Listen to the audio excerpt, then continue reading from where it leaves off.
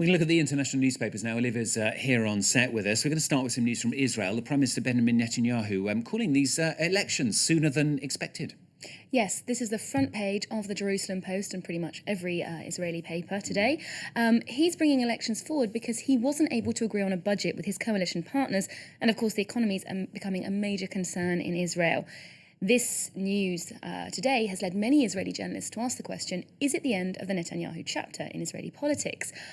The same paper, the Jerusalem Post, says maybe. They have an editorial on the front page that sets out this scenario, the dream scenario for Netanyahu, where he gets re-elected, and the nightmare scenario. Now, it's an interesting little allegory they do. They say that in the dream scenario, he builds party in his he builds power, in his Likud party. He cherry-picks his coalition partners, and all goes well. He gets re-elected next year. The nightmare scenario is that he swings far too much to the right and alienates his voters, and they think that paired with a second Obama administration, if that happens come November, then Israelis could opt for a different style of governance. So the Jerusalem Post seems to think that politicians now will have their work cut out campaigning, and there's still everything to play for. Haaretz, however, the other Israeli paper, an English language, more centre-left paper, doesn't think that it's all to play for. They think it's decided.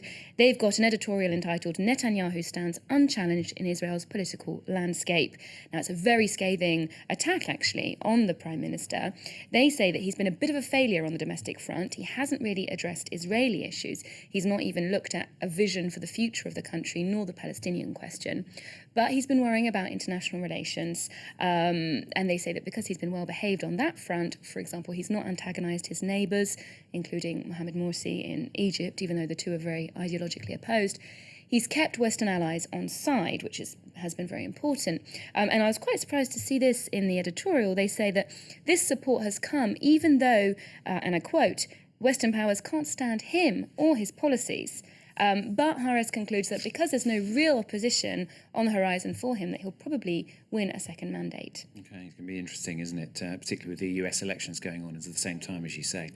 Now, we've also been talking here on France 24 about this 14-year-old Pakistani girl shot by the Taliban for speaking out. What about the Pakistani press? How are they treating this story?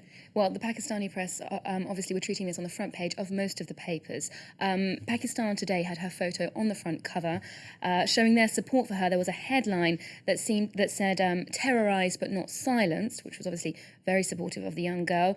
They're also reporting on an outcry from Pakistani politicians, including President Zardari, who said that he would always support the things that she was fighting for. Malala, her name is, which is better education for girls and women. She was attacked for being anti-Taliban and pro-secular and being a bit of a proto-feminist, which is quite amazing in the region where she was, the Swat Valley.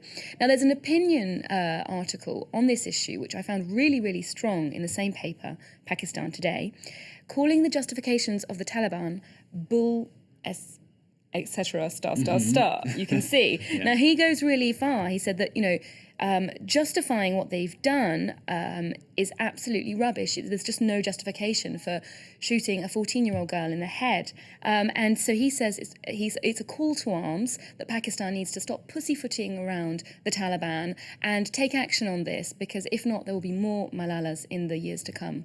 Okay, talking of calls to arms, the drug lord who's been killed by the Mexican Navy, but bizarrely, we've been reporting here that it seems they've lost the body. What on earth's going on here? Yes, the Mexican papers are a bit concerned about this. The paper from the region where he was reportedly killed, Vanguardia from the state of Coahuila, is asking on its headline, did they kill El Lascar, which obviously puts the seed of doubt into our minds. And in the European press, a Catalan paper actually had a short profile of the man himself, who he was and what kind of drug lord he was. And they actually predict that there's going to be now a fight for his position in the drug cartel. He's left a space. So obviously they don't think that by decapitating the king, they've got rid of the monarchy. Could make it worse, I suppose. Olivia, all right, thanks very much. That's Olivia with the International Paper Review here on France 24.